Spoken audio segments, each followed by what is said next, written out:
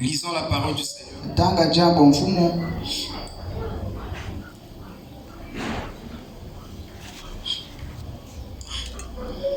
Je vis un autre ange qui volait par le milieu du ciel, ayant un évangile éternel pour l'annoncer aux habitants de la terre, à toute nation, à toute tribu, à toute langue et à tout peuple. Il disait d'une voix forte: craignez Dieu et donnez-lui gloire, car l'heure de son jugement est venue, et adorez celui qui a fait le ciel et la terre et la mer et les sources d'eau. Alléluia. Amen. Shalom. Amen. J'aime prêcher sur le livre d'Apocalypse. Frère Branham a dit l'Apocalypse est le livre de symboles. Ça, c'est le livre des prophètes. Tout l'Apocalypse est écrit en vision. C'est une vision. Et la vision comporte beaucoup de paraboles, beaucoup de symboles. Donc il faut vraiment être aguerri pour les déchiffrer. Amen. Mais nous savons que nous avons reçu le prophète et il nous a interpréter ces symboles. On a prêché Apocalypse, le livre des symboles. C'est vraiment des profondeurs qui sont là-bas, des richesses. Amen. Amen. Nous sommes en 2024. Je voulais vous remercier d'abord pour 2023, pour votre dévouement. Pour votre dévouement, pour l'œuvre. Ma prière est que tout ce que vous avez investi pour Dieu, que Dieu vous les rende au centuple. Qui peut dire Amen? Parce que vous avez été vraiment très dynamique. Et nous avons passé une belle nuit de prière. Mais pourquoi ça prend?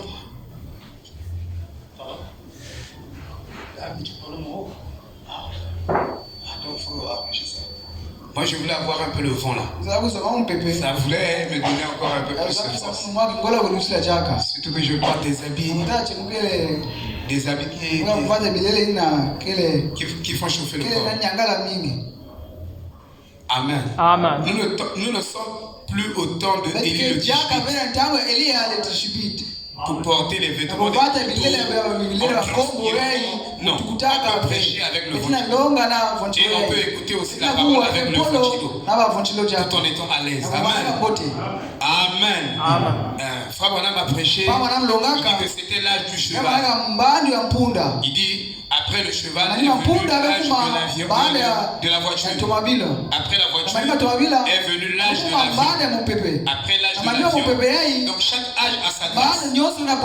C'est comme quand on partait à l'école à pied. Vous pouvez imaginer, moi je partais de quartier Moyosi jusqu'à Poitiers-Bernard avec mon état physique. Mais quand Dieu a donné des véhicules, des moyens roulants, on ne va pas bypasser ces moyens-là. On dit que non, on n'a pas besoin de ça, on est solide et ainsi de suite. On va marcher dans le monde. Quand Dieu bénit, vous avancez. Amen. Et c'est l'âge de la fusée aujourd'hui. Donc, nous prêchons. Vous voyez même frère, on a prêché en veste. Et tous les prédicateurs, que ce soit les pasteurs, nous prêchons en veste. J'ai senti beaucoup de chaleur. C'est pourquoi je n'ai pas porté. Vous comprenez? Sinon, chaque âge a sa grâce. C'est comme aujourd'hui, vous n'allez pas dire à vos enfants. Non. Toi, moi, quand je grandissais, quand je partais à l'école avec 50 francs où je marchais à pied. Toi aussi, tu dois marcher à pied d'ici et de là. Mais si Dieu vous a donné des moyens, vous n'avez pas les moyens. Mais ça Parce que chaque âge a sa grâce. Vous ne pouvez pas leur priver de la grâce. Amen. Amen. C'est pourquoi quand on est ici, même dans les anciens temps, vous n'allez pas dire Elia ou Jean-Baptiste. Donc vous devez avoir une bonne compréhension. Amen. Voilà. C'est très important. Ce matin, j'ai dit que nous sommes en 2024. Je n'ai pas oublié que nous allons prêcher 8 des livres que nous avons attaqués. Le livre de la confession, de la généalogie des fils d'Adam. On va en revenir sur les quelques livres de façon un peu entre parenthèses. On va introduire livre par livre, mais en 2024, je voulais prêcher sur la marque de la bête, le sceau de Dieu et l'enlèvement, qui est le résumé de tous les messages du prophète. Parce que c'est très important que vous compreniez les enjeux de l'enlèvement. Et le but final pour lequel nous militons dans la foi, c'est d'être enlevé pour ne pas passer par la tribulation. Donc, ce sont des doctrines que nous voulons appliquer à l'église. Je ne vois pas Afrique. Est-ce que frère va aller là? Il n'est pas venu. Il a travaillé? Ah, il a travaillé? Ok. Donc, je disais que il faut que vous compreniez la marque de la bête, le sceau de Dieu, pour éviter la marque de Satan sur vous. Il faut que vous ayez la compréhension. Parce que nous prêchons pour que le peuple ait la compréhension et la bonne. Si vous n'avez pas la bonne compréhension de la parole, vous ne saurez pas utiliser la parole de Dieu et vous ne serez pas un véritable adorateur que le Père est en train de demander. Tu es plutôt fils de Dieu, mais tu n'as pas accompli bien ta mission. Tu as la semence de Dieu, tu n'as pas en offert, mais sauf que tu ne seras pas couronné. Tu n'auras pas de récompense. Vous comprenez? On a besoin de ça aussi là-bas. Parce que nous sommes sauvés.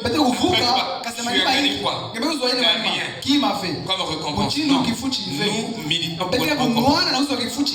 Shalom. Est-ce que vous comprenez? Mais pour que nous arrivions là, il faut des ministères pour nous expliquer comment arriver là. Si ce n'est pas ça, on n'arrivera pas là.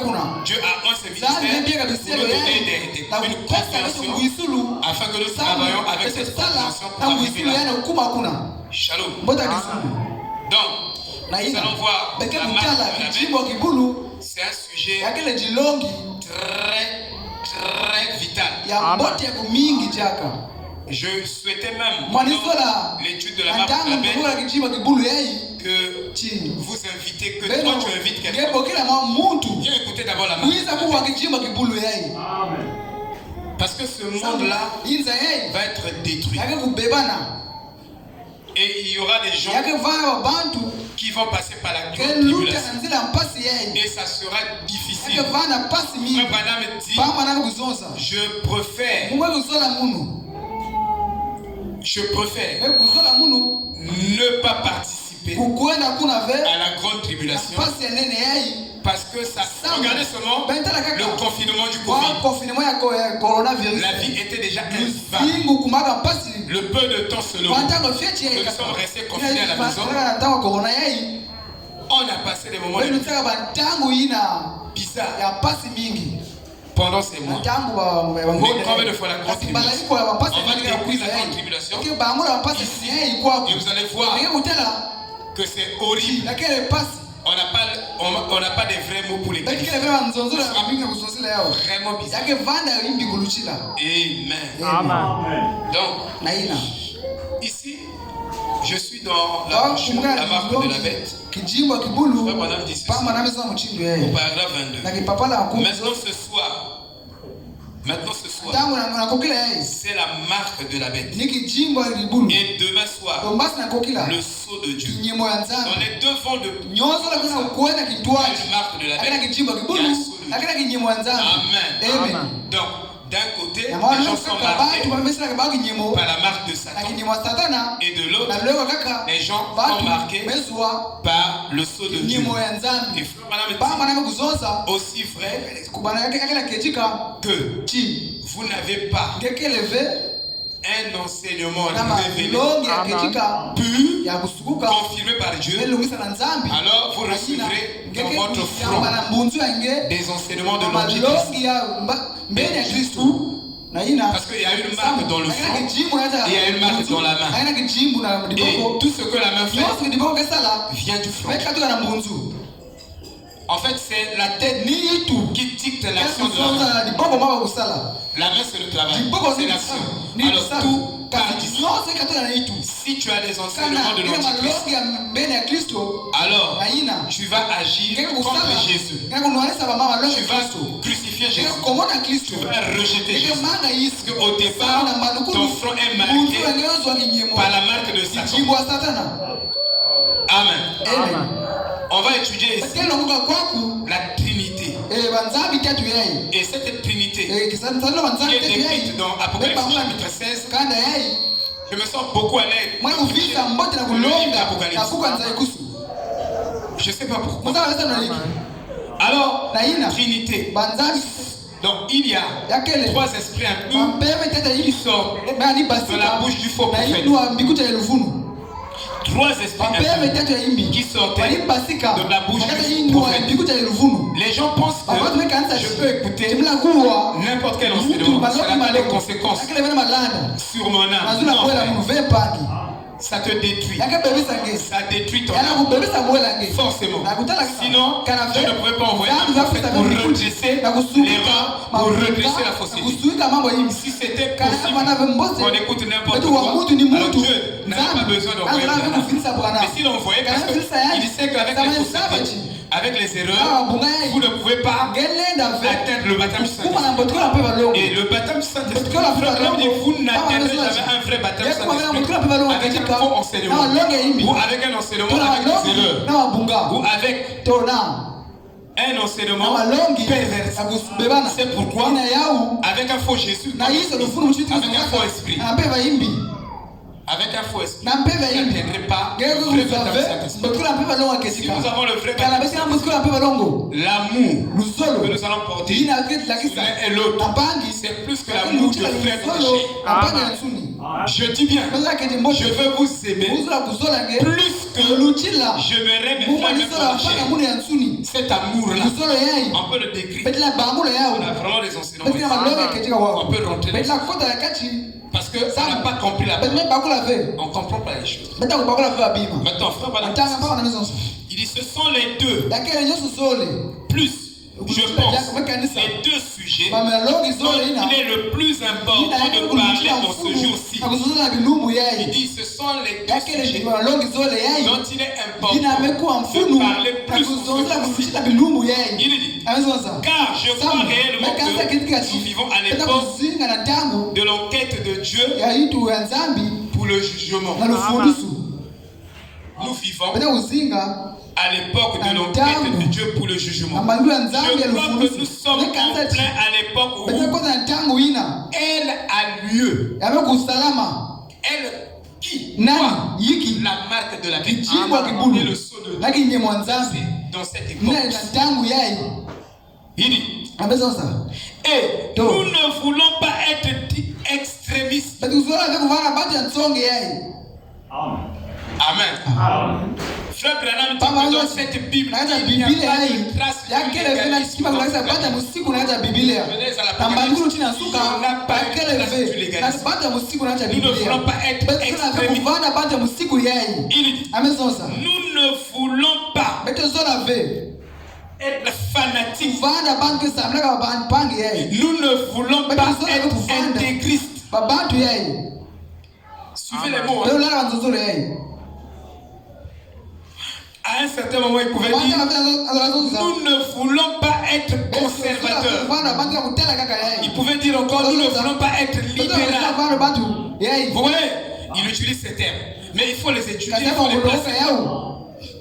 Amen. Sinon, ça va passer au-dessus de notre. Mais le problème, c'est d'introduire ça dans le cœur. Il faut que ces mots-là soient plantés dans le cœur, afin que le Saint-Esprit les vivifie. Sinon, ça sera souvent des... Amen. Amen. Nous voulons simplement l'aborder aussi sainement que la Bible le dit ici. Et ça, c'est parfait. C'est parfait. Parfait signifie complet. Bien sûr. Il dit, et maintenant, nous entendons tellement de gens aujourd'hui parler de la marque de la bête. Quelque chose peut se passer. Vous savez, les gens spéculent. Mais ils ne comprennent pas ce qu'ils voient. Les gens ne comprennent pas. Mais le problème, c'est de à la compréhension.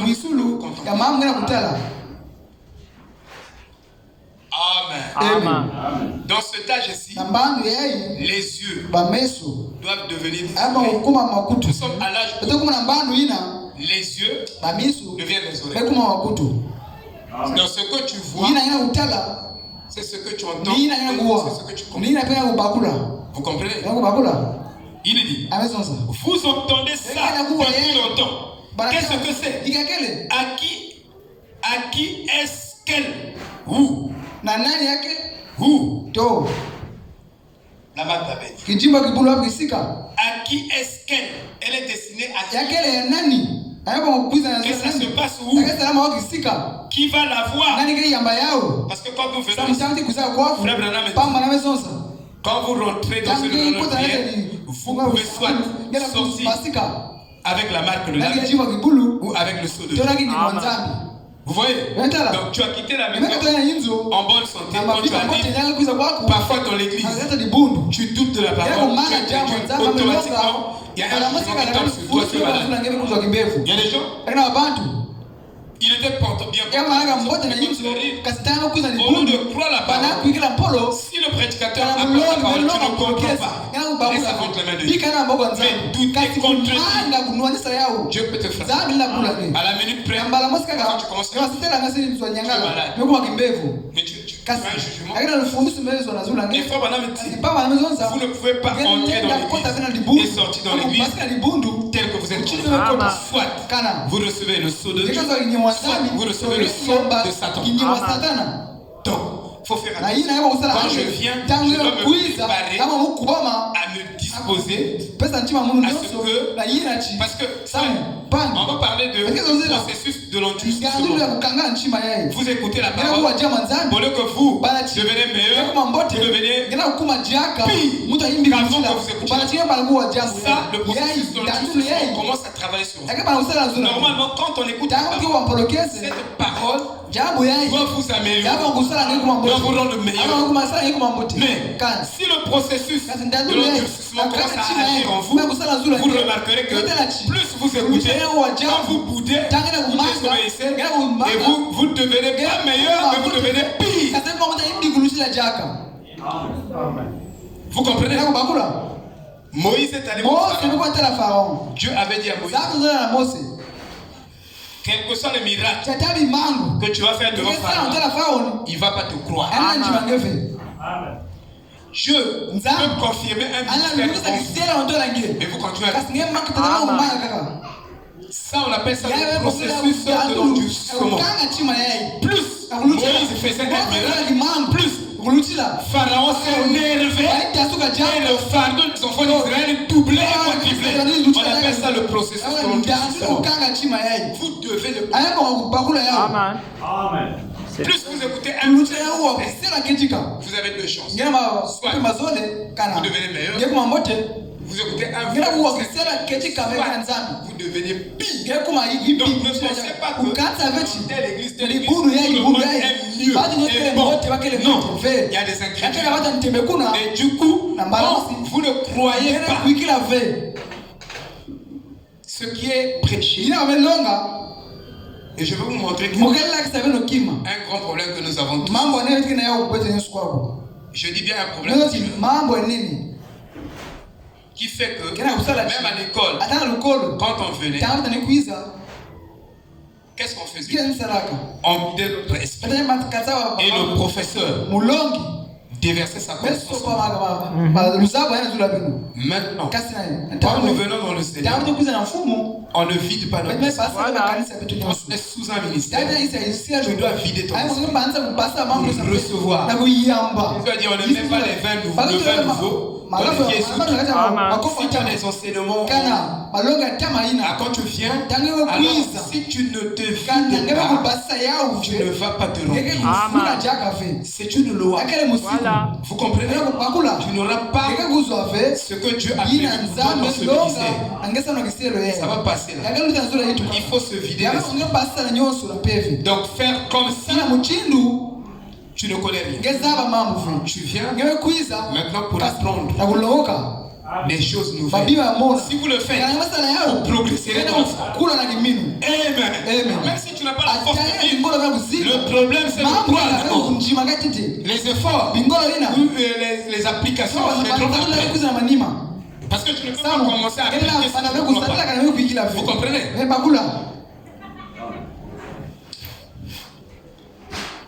Il dit ceci. Qui va la voir? Et s'ils l'ont, quelle valeur fait quand tu as la marque la bête? Il y a déjà des gens qui sont marqués. Frère Branham dit que c'est à cette époque-ci que ça s'accomplit. Maintenant la manifestation de cette œuvre, de ce sceau, va arriver bientôt. Après l'enlèvement, ça va se manifester. Mais pour l'heure, ça est là, c'est caché, mais on peut le discerner au travers de l'enseignement. Je vais continuer. Est-ce qu'elle peut vous faire du mal? Cette marque la bête. Est-ce qu'il y a du mal à ça? Quand vous êtes marqué par la bête, est-ce que ça va vous faire du mal? Pose la question. Le prophète. Il dit, eh bien, c'est ce que nous voulons voir par la parole de Dieu d'abord. Il dit par la parole de Dieu d'abord. Donc c'est un message très prophétique, très doctrinal. Dans la marque de la bête, vous avez les sceaux à l'intérieur, vous avez les 7 âges de l'église. Vous savez, aujourd'hui tu ne peux pas prêcher la marque de la bête séparément avec les âges de l'église. Tu ne peux pas prêcher la marque de la bête séparément avec les sceaux. Donc du coup ça va parallèle. Donc si bien que quand vous l'étudiez, vous devez l'étudier, mes frères, avec tout le soin possible, parce que vous allez rater des éléments du tableau de la marque de la bête. Il faut donner tous les éléments, ça forme un tableau complet et ça donnera une bonne compréhension. Et une fois nous avons la bonne compréhension, nous pouvons faire bon usage. Alléluia. C'est comme un élève qui a compris la méthode canonique. Il connaît les applications. Par exemple du discriminant, il sait que le discriminant est appliqué sous la condition où un discriminant qui est égal à 0, supérieur, strictement supérieur à 0, qui est positif. Sinon, si c'est négatif, on ne peut pas appliquer. La parole, c'est des conditions. Il y a des choses que nous ne pouvons pas appliquer si on n'a pas rempli une condition. Vous comprenez? La parole aussi. Vous savez que le théorème de Pythagore s'applique dans la justification de la parole. H2O s'applique, c'est le principe du Seigneur dans l'application de la parole. On peut prendre la science, on peut montrer Dieu. Qui peut dire Amen? Qui peut dire Amen? Amen. Voilà. Et il dit, Est-il question d'une marque de la bête dans la Bible? Est-ce que cette Bible parle de la marque de la bête? Oui, ma Bible parle de la marque de la bête. Et ma Bible parle de choses qui sont vraiment vraies. Dans le sens où nous avons reçu l'interprétation de ce qui est écrit dans la Bible. Parce que beaucoup de choses ont été prêchées, des choses vraies, mais ce n'est pas vraiment vrai. Et c'est ce que nous devons faire. Quand les choses sont ouvertes, tout ce que nous recevons, c'est mais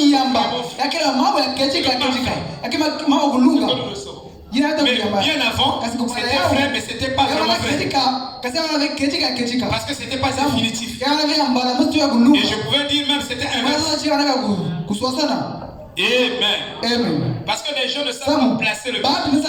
Ils ne peuvent pas placer le message par rapport au message pentecôtiste. C'est pas faire la différence entre les autres messages. Vous devez savoir qu'est-ce que nous avons reçu ici. Que les autres sages ne veulent pas. Vous devez le savoir. Qu'est-ce qu'eux ils n'avaient pas?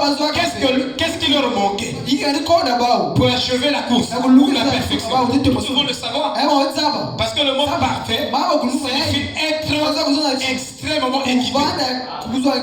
C'est ça le mot parfait. Le mot parfait ne signifie pas que tu ne fais plus d'erreur. Le mot parfait dans la Bible signifie être équipé.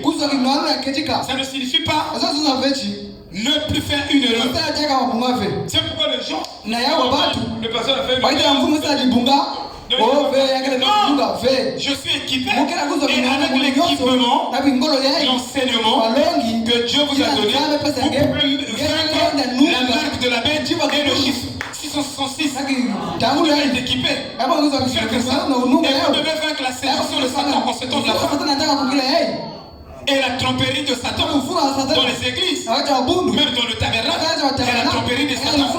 Ça, je vous dis la vérité. Des ministres qui se déguisent. Même le diable se déguise en ange de lumière. Ils sont gentils avec le troupeau. Ils sont bien avec le troupeau. Ils flattent le troupeau. Ils font ceci. Oh, le même personne est gentil. La gentillesse n'est pas le fruit de l'esprit. C'est la compassion. Oh, de la compassion et la vision. Et la révélation. C'est différent. Parce que le diable est gentil. Hein? Alléluia. Voyez-vous? Il dit, et ensuite, à quel âge va-t-elle se rapporter la marque de la bête? Et qui seront les gens qui l'auront? Et qu'est-ce que vous ferez? Est-ce que vous pourriez l'avoir sans le savoir? Regarde les questions. Il y a des gens qui ont la marque. C'est comme le Saint-Esprit. Il y a des gens qui ont le Saint-Esprit, mais ils ne savent pas ce qu'ils ont. Et il y a des gens qui ont le Saint-Esprit, ils croient qu'ils ont le Saint-Esprit. Il faut qu'on les enseigne. Parce que la parole nous donne des normes à respecter, des critères de validation de quelque chose. Sinon, pourquoi la parole? Si la parole ne peut pas montrer et distinguer le juste et l'injuste. Alléluia. C'est ça la vérité. C'est pourquoi nous aimons la parole. Et ainsi de suite. Ça, ce que vous pourriez, ce genre de questions-là, alors, pour autant que je le sache, pour autant que je sache, ce sont deux sujets les plus importants auxquels je puisse penser dans la Bible. La marque de la bête et le sceau de Dieu. Maintenant, pour commencer, j'ai un passage de l'Écriture pour montrer, juste noter, juste pour que je puisse le prendre. C'est dans l'Évangile. Pour commencer, voyons un peu ce qu'est la marque de la bête. Et est-ce que c'est dangereux d'avoir cette marque? Est-ce que c'est dangereux? Les gens, même dans les tabernacles, ne s'en soucient pas. Qu'il y a une marque avec que je ne reçois pas. Et il y a un son de Dieu que je dois recevoir. Qui se soucie de ça? Quand Jésus mourait, la mort de Jésus, qui se soucie de ça? Personne. Mais et pourtant, il était en train de mourir pour nos péchés. Mais personne ne se souciait de cette mort-là. Et c'était la mort la plus capitale de toutes les morts sur la terre. Quelqu'un peut mourir, sa mort n'est pas significative dans ta vie, n'a pas de conséquences, d'impact dans ta vie. Mais la mort de Christ a l'impact sur chaque être humain. Amen. Comme Branham est mort, les gens il va ressusciter.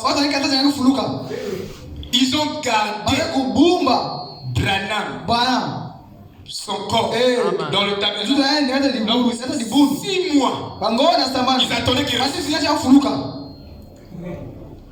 Vous voyez, frère, 6 mois en train de garder un corps. Non, on attend, il va ressusciter.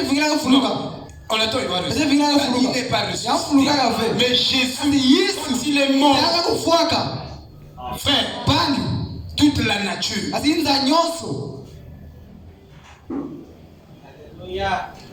est tombée en syncope. Toute la nature. Donc c'est la mort la plus essentielle. Qui s'en soucie? Personne. Tout le monde est déjà c'est pour qu'on exprime. Moi j'ai déjà achevé. Je prie beaucoup. Je connais beaucoup la parole. Non, frère. Il y a une marque. Tu dois tuer. Amen. Amen. Alléluia. Amen. Oh, moi j'ai cru en moi j'ai cru à longtemps. Même si tu as cru à longtemps, je suis votre ancien ici. Ça ne veut rien dire. Vous comprenez? Voilà. Il dit.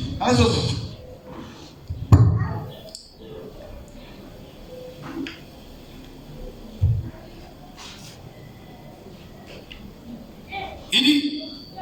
Donc maintenant dans Apocalypse au chapitre 14, verset 9, c'est le message du 3e ange. Maintenant, n'importe quel bibliste le sait. L'écriture que nous avons, c'est le message de 3e ange. Il y a eu le premier ange. Lisez bien. Le 3e ange. Ça c'est son message. C'est la marque. Concernant la marque de la vie. Il dit, ceci n'est pas destiné à blesser qui que ce soit, pas du tout. Et c'est simplement comme la Bible est écrite, la lit, et que vous la regardiez vous-même et abordons-la de façon aussi raisonnable que nous le pouvons, dans la crainte de Dieu, en sachant qu'il nous jugera pour notre parole. Nos paroles vont soit nous bénir, soit nous condamner au jour du jugement. C'est pourquoi ne dites pas des choses. Surveillez vos cœurs. Et en ce temps du soir, dans l'âge de la Odyssée, les gens ont des bouches amères. C'est ce que la Bible nous dit. Les gens ont des bouches amères. C'est-à-dire, quand quelqu'un ouvre sa bouche, c'est le mal qui sort. Sinon, c'est pour maudire. C'est rare pour bénir. Mais toujours pour maudire. Des bouches amères. Une génération de bouches amères. Que Dieu nous aide. La Bible dit que ce soit ainsi. Quand vous ouvrez la bouche pour parler, que la grâce de Dieu sort. Que des paroles de consolation. Je causais avec la sœur Yves. La sœur Ingrid. Mais quand je cause avec elle, elle dit à la fin, elle dit, papa, tes paroles m'ont donné la force. Il faut que vous soyez un instrument entre les mains de Dieu. Que vous soyez à l'école, au travail, partout, quand vous parlez, ceux qui sont autour de vous, s'ils sont découragés, qu'ils prennent courage par des bonnes paroles de Dieu qui sortent de vos bouches. Amen. C'est ça la vérité. Il est dit. Et abordons-le de façon Donc nos bouches. Et si j'ai le sentiment que je sais quelque chose et que je le retiens, alors Dieu me le fera payer au jugement. Il dit, si j'ai le sentiment que je connais quelque chose et que je le retiens, je le garde, je ne dis pas la vérité, alors Dieu me le fera payer au jour du jugement. Et les âmes lèveraient la main en disant, frère Branham, si seulement vous nous l'aviez dit, nous n'aurions pas été dans cet état aujourd'hui. Donc il y a des choses, des vérités que vous êtes obligés de dire. Même si ça fait mal, mais c'est ça l'amour. Qui peut dire amour? L'amour, c'est pas la flatterie. L'amour, c'est pas la flatterie. Quand tu flattes quelqu'un, mais l'amour, c'est Amen. Ça va l'aider plus que ta flatterie. Qui peut dire amen? C'est ça la vérité. Je veux me tenir comme Paul. Il y a bien longtemps. Je suis libre du sang de vous tous. Car je vous ai annoncé tout le conseil de Dieu, sans rien cacher. C'est vrai, exactement, comme je le vois. Et si j'ai tort, alors que Dieu me pardonne. Ces choses ne viennent jamais. Je n'ai jamais fréquenté aucun séminaire. Je n'ai jamais fréquenté aucune école. Je n'ai jamais pris ce que quelqu'un d'autre en disait. Je suis allé directement à la Bible en prière. Et ceci est divinement révélé par le Saint-Esprit. Le même ange de Dieu qui me conduit à voir des visions et toutes ces choses comme ça, et la guérison des malades. Et par là, vous pouvez juger si c'est la vérité ou non.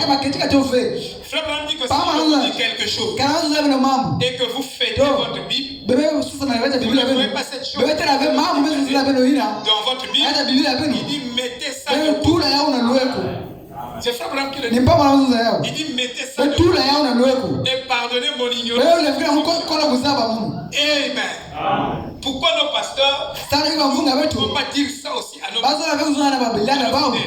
Si je dis quelque chose et que vous l'écrivez, si je fais une déclaration dans votre Bible, si vous la trouvez là, alors mettez dans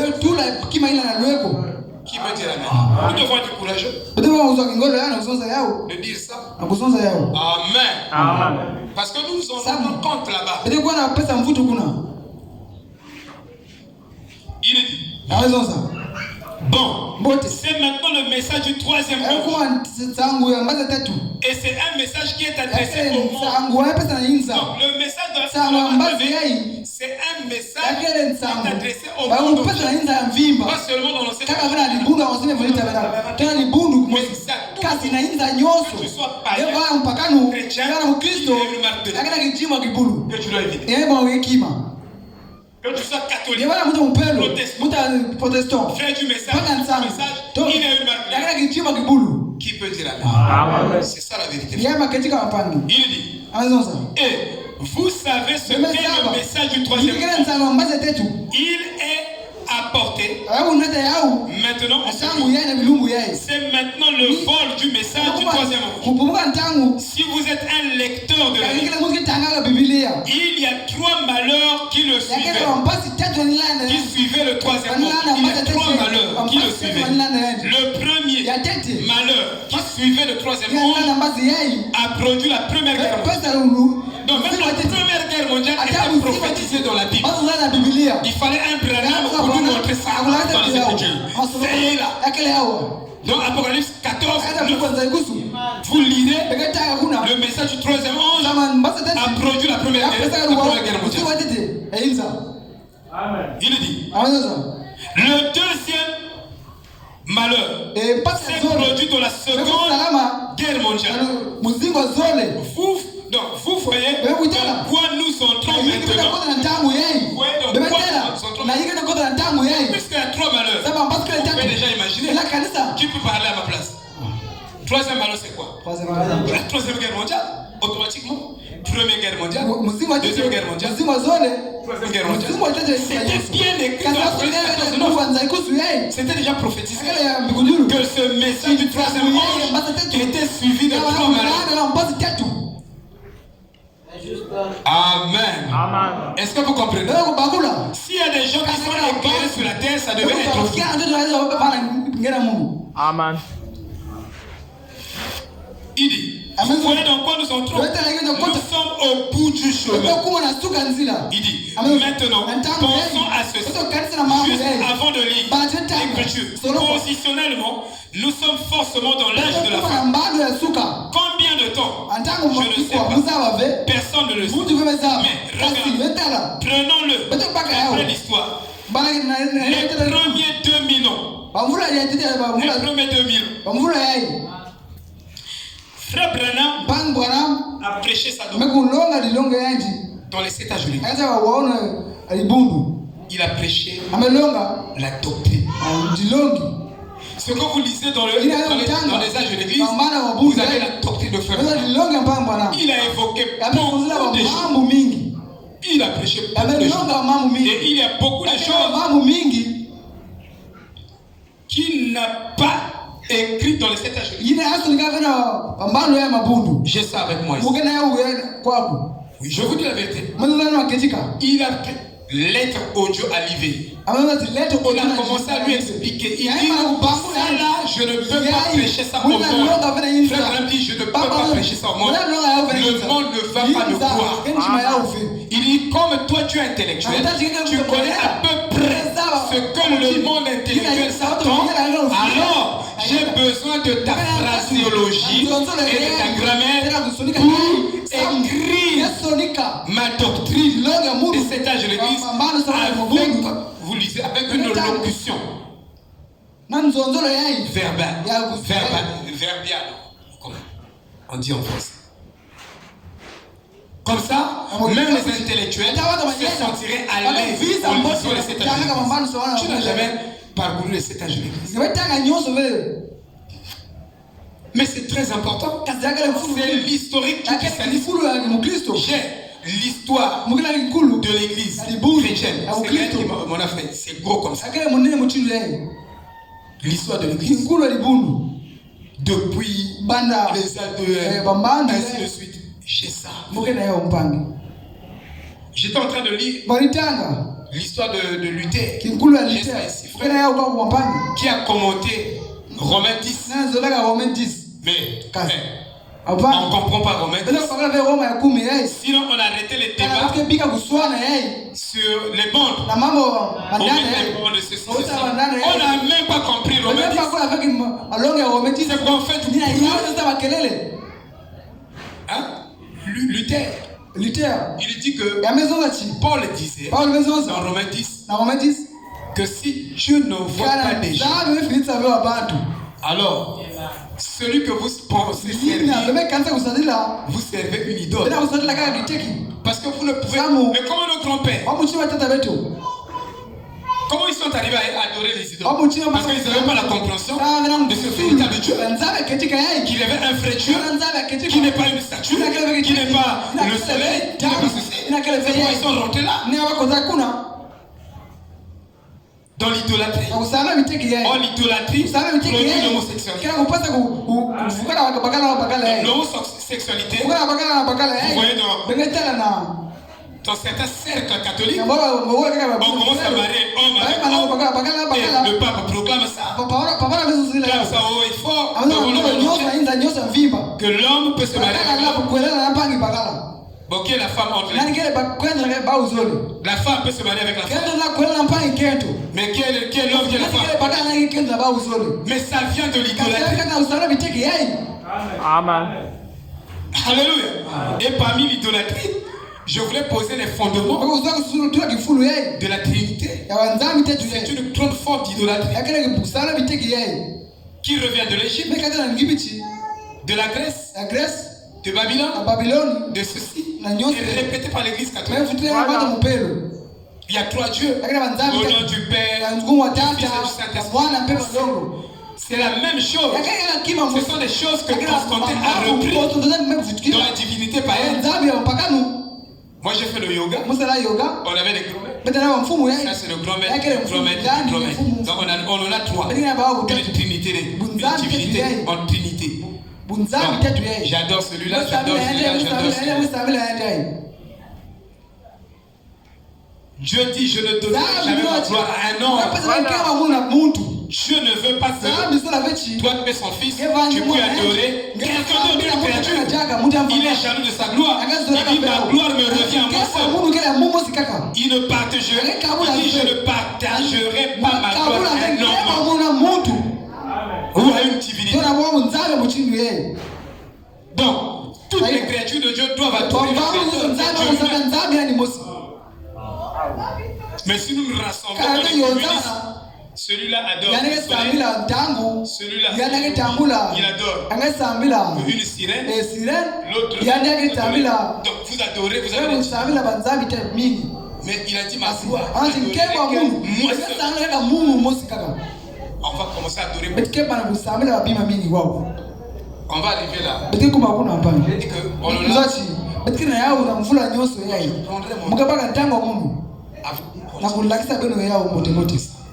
je veux placer déjà un fondement. Vous voyez frère? Hein? Amen. Il dit, regardez, prenons d'après l'histoire, les premiers 2000 ans. Parce que d'après le christianisme, le monde a 6000 ans. D'après ma Bible, le monde a 6000 ans. L'ordre du monde est parvenu à un sommet. Donc si nous prenons depuis Adam jusqu'à Noé, on peut prendre 2000. On prend de Noé jusqu'à David. On a 2000. David jusqu'à David.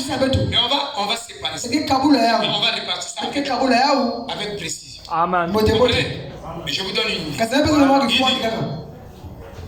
Et Dieu a détruit le monde par l'eau. Et il a refait le monde. Vous savez ça, la Bible dit ensuite. Il est apparu comme un nouveau monde. Et après une deuxième période de 2000 ans, il est de nouveau arrivé à sa fin. Et Dieu a envoyé Jésus. Donc prenons de Noé à Jésus 2000 ans. Et Dieu, d'Adam, Dieu a sanctifié la terre a reçu un baptême d'eau. Et de Noé à Jésus, la terre a reçu un baptême de sang de Christ. Et de Jésus jusqu'à nous, avant l'entrée dans le millénaire. Alléluia. Il y aura un baptême de feu que la terre doit recevoir. Voyez-vous ça? Il dit, pas vrai? C'est maintenant la fin des 2000 ans qui ont suivi ça. Il dit 1954. Et l'évangile a dit Jésus, l'œuvre sera abrégée. À cause de quoi? À cause des élus. Sinon nulle chair ne sera sauvée. Tellement la méchanceté serait grande. Donc nous sommes au temps de la fin. Ensuite, le 7e en type, c'est le millénium. 1000 ans. Comme Dieu a travaillé pendant 6000 ans, d'Adam jusqu'à Jésus, d'Adam jusqu'à nous plutôt, nous savons que 1000 ans, un jour au ciel c'est 1000 ans sur terre. D'après 2 Pierre 3:8. Vous voyez? Et Dieu a bâti le monde en 6000 ans. Il dit, et il y a maintenant 6000 ans que l'Église lutte contre le péché. Et au 7e millier, Dieu a pris son repos. Et il s'est reposé le 7e. Et maintenant, un type du millénium de l'Église qui va vivre ici sur terre, ici même, dans des corps pendant 1000 ans, sans maladie, ni tristesse, ni problème, ni mort. Donc nous vivons ici sur cette terre sans maladie, ni tristesse, ni problème, ni mort. Donc si vous êtes triste, Souvenez-vous, un jour viendra, vous n'aurez plus la tristesse. Si vous êtes malade aujourd'hui, souvenez-vous un jour, vous vivrez sur cette terre, dans ce corps, un peu glorifié, un peu amené dans une autre dimension, sans maladie.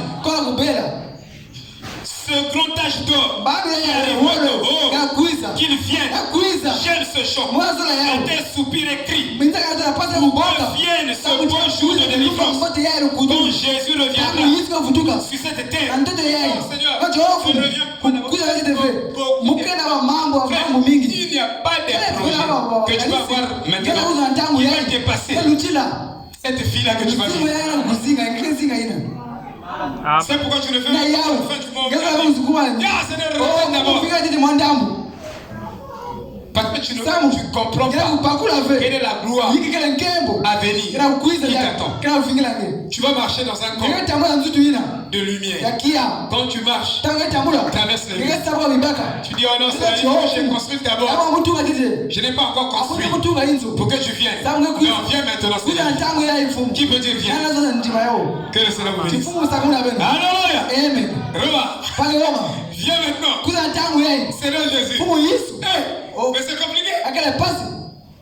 Les sœurs vont dire, je ne suis pas encore marié. Viens maintenant, Seigneur Jésus. C'est plus glorieux. C'est plus que l'enfant là que tu attends. C'est que je vous dis ici. Alléluia. Oh non,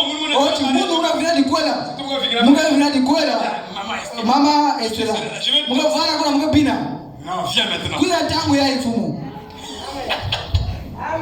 Qui veut dire amen? Amen. Ah, les sœurs ne disent plus amen.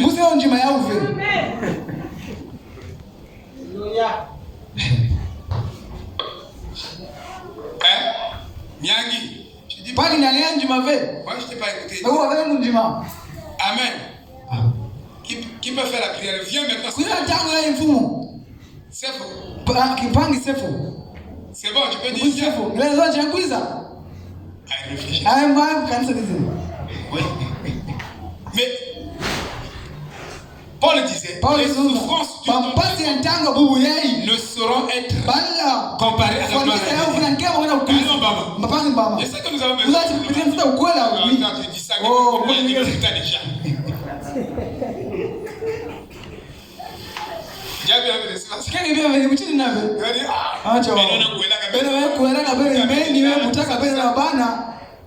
Non, c'est Dieu.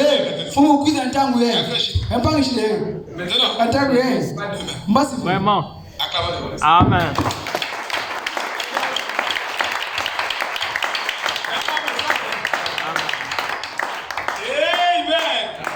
Oh, c'est merveilleux, frère. Écoutez, frère.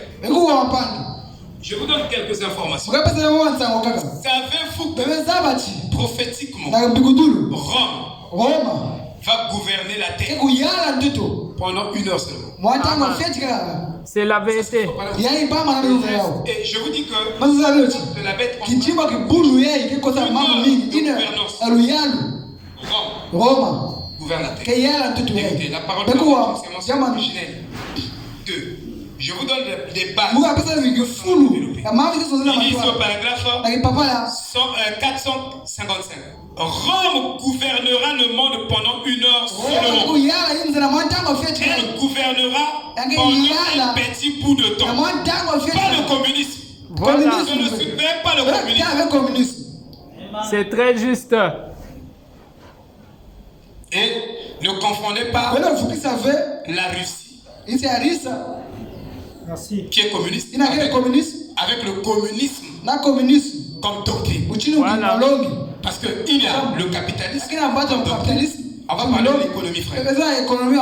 Dans ce sujet-ci, on est obligé de parler de l'économie.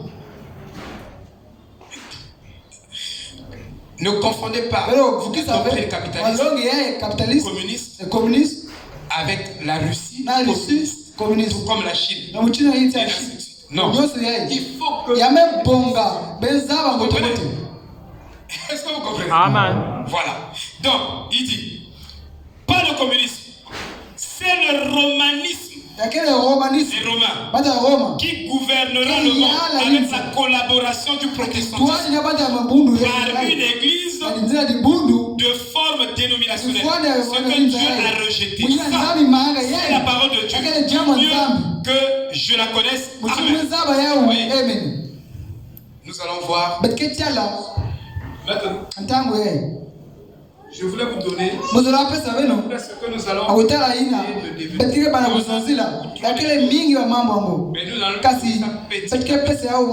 savez-vous que c'est dans ce âge-ci qu'il y a la marque de la bête. Et on appelle ce temps un temps périlleux. Amen. Voilà. Notre temps dans lequel nous vivons est appelé le temps périlleux. Qu'est-ce que le temps périlleux? Je vais lire. Amen. Amen. Oh non, il faut être renseigné, frère. Le temps périlleux, c'est le temps où le diable peut attraper les gens. Avec sa ruse, il peut facilement attaquer. Même les gens du message peuvent entrer dans ça. Ne pensez pas que tu as dit, moi je suis c'est un temps périlleux. Le temps où les hommes ne se soucient pas de connaître Dieu. Merci. Les gens se soucient de bien manger, bien se vêtir, merci, bien loger. Ça c'est le souci de tout le monde. C'est en permanence. Mais en permanence, les gens ne se soucient pas de Dieu. Non. c'est très juste. Les gens ne se soucient pas de Dieu. Oh, sans la révélation, vous allez rejeter Dieu. Ainsi, chaque prophète a été rejeté. Ève a rejeté Dieu. Ève n'avait pas la révélation. Caïn n'avait pas la révélation. La source des hommes et du diable n'a pas la révélation. Elle rejette toujours son créateur. Ça, c'est le temps où l'homme va crucifier encore Christ. C'est un temps périlleux. Et le temps périlleux vient avec un complexe mondial. Le temps périlleux amène un complexe mondial. Le complexe mondial, c'est la statue de Nebuchadnezzar. Ça, on appelle ça le complexe mondial. Vous devez aussi. C'est un complexe. Poser un fondement. Ce qu'on va développer. Donc ce temps périlleux est un complexe mondial. Le complexe mondial les gens qui prient, c'est un complexe. Alléluia. Quand tu pries, tu es chrétien ou tu n'es pas chrétien. Dieu n'aime pas des apeuples. Il n'aime pas des presque chrétiens. Il aime des chrétiens tout court. Vous ne pouvez pas être un oiseau tout noir et tout blanc. Soit vous êtes noir, soit vous êtes tout blanc. Vous êtes tout. Voilà. C'est un complexe. Le complexe, c'est le temps périlleux. Maintenant, remarquez, tu as scié jusqu'à ce qu'une pierre ait été taillée sans main, qui a frappé l'image de la statue de Nebuchadnezzar sur ses pieds, qui était de fer et d'argile, un mélange, et l'a brisé en morceaux. Des gens vont faire des alliances. Ça c'est l'argile, ça c'est le fer. Ils vont mélanger. Si vous mélangez l'argile et le fer, vous trouvez un alliage. Comment vous trouvez les alliages en chimie? C'est un mélange du fer et de l'argile. En fait, ça ne se mélange pas. C'est comme vous mélangez l'huile avec l'eau. Est-ce que vous pouvez être capable de le mélanger? Ça ne se mélange pas. C'est pourquoi. Alléluia. C'est un âge où Dieu interdit. Parce que dans la statue de Nebuchadnezzar, les doigts, les orteils là sont en fer et en argile. Les orteils. sont en fer et en argent. Ça ne se mélange pas. Il y a beaucoup de choses dans la Bible que Dieu interdit de mélanger. Il appelle ça l'hybridation. Amen. Il dit. Vous lirez ça dans Daniel, verset 31 et 35. Je commente seulement un peu. Mais sinon, on va faire des commentaires. On va voir les dictateurs. On va voir le premier dictateur, le deuxième dictateur, le troisième, jusqu'au sixième dictateur. Les hommes et la représenter les dictateurs qui sont là pour dominer. Savez-vous que les francs-maçons ont juré contrôler le monde. Juste. Tout le monde. Et toi et moi. Quel est ton numéro? C'est contrôler le gars. Ils sont le diable a juré pour chaque créature sur la terre et contrôler chaque créature. Sauf, nous sommes dans l'âge où, sauf l'épouse va s'échapper à ça. Et si vous n'êtes pas la fête, vous n'échapperez pas. Vous serez pris dans le piège. Alléluia. C'est neige très complexe. Frère Jonathan, il dit. Et alors, qu'est-il arrivé? Tout était emporté par la paille de l'air d'été.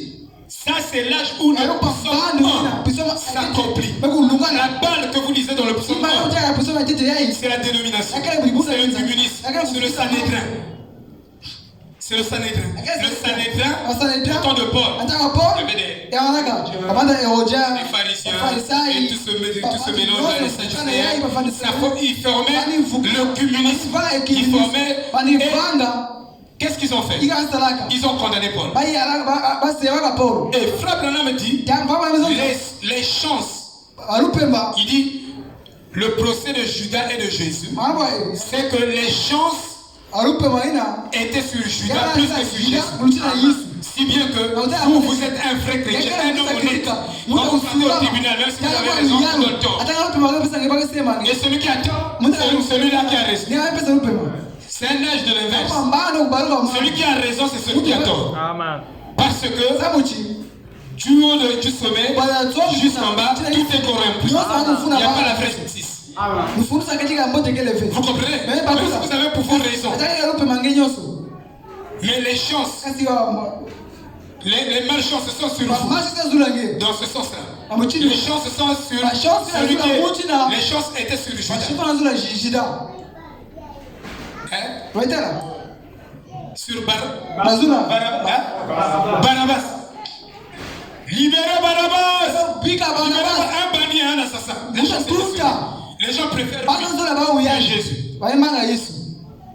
C'est pourquoi pourquoi le Seigneur, mais les chances sont sur Judas.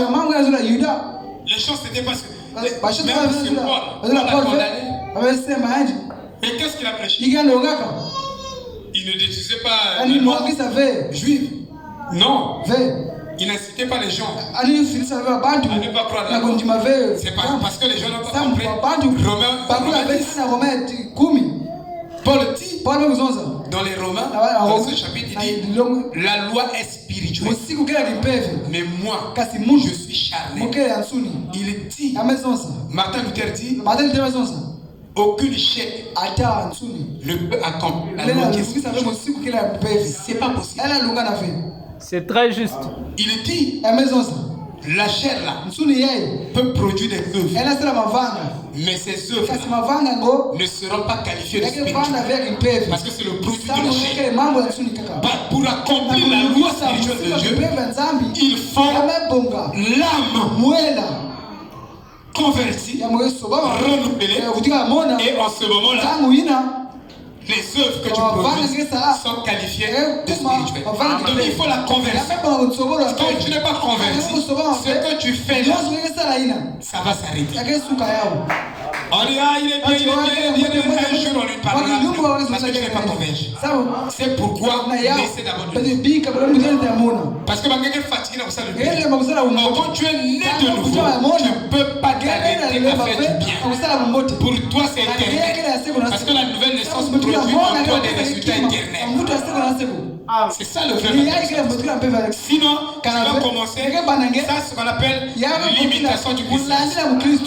Tu vas fabriquer une vie, un jour, ça va chambouler.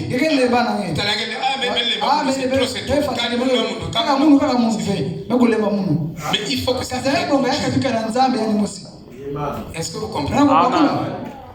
Paul n'avait pas confiance dans sa chair. Amen.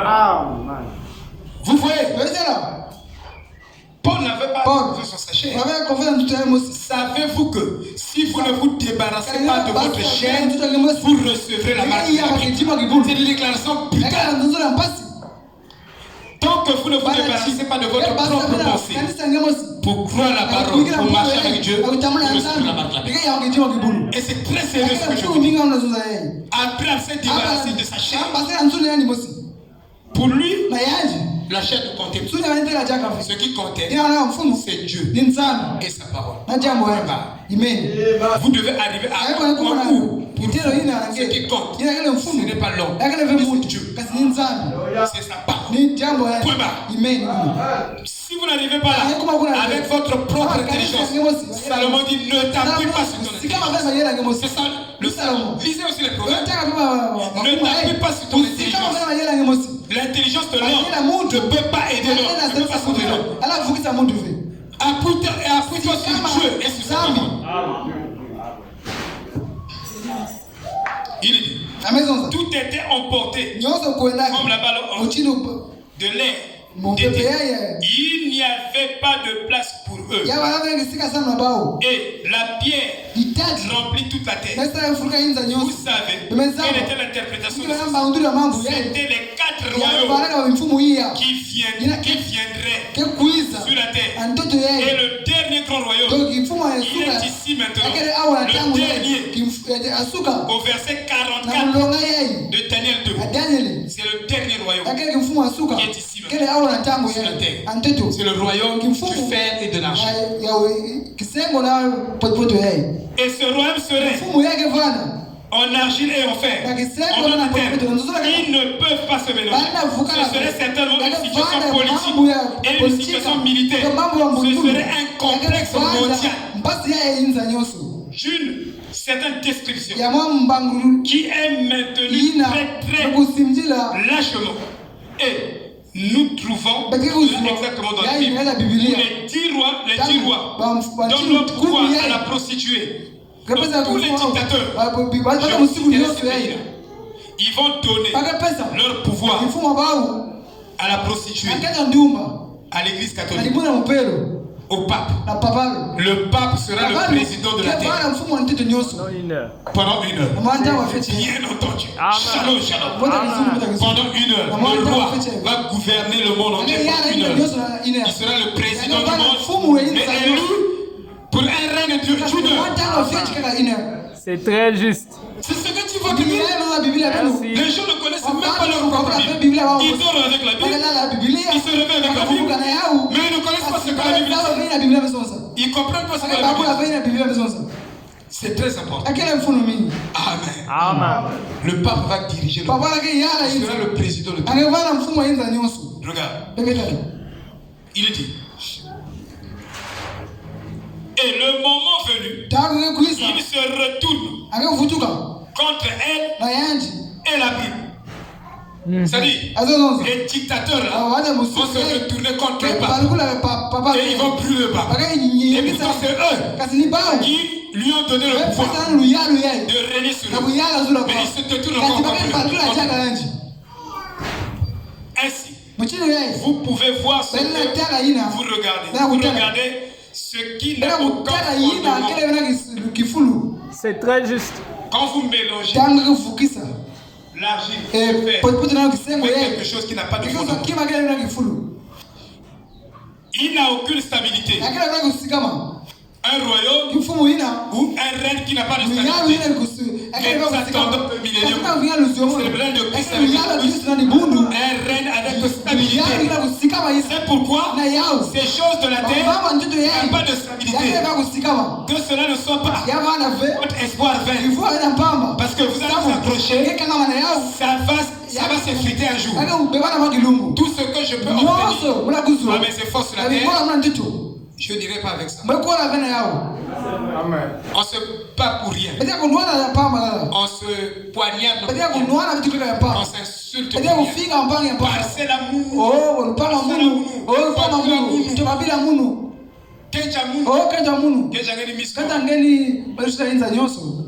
mais tu meurs. Tu vas la laisser. Tu n'emporteras rien. Quand tu es né, tu n'es pas né avec une femme à côté de toi. Mes enfants, tu iras seul. Tu es né seul. Tu mourras seul. Tu seras enterré seul. C'est pourquoi aime le Seigneur seul. Parce que tout ce que tu fais, tu vas laisser ça.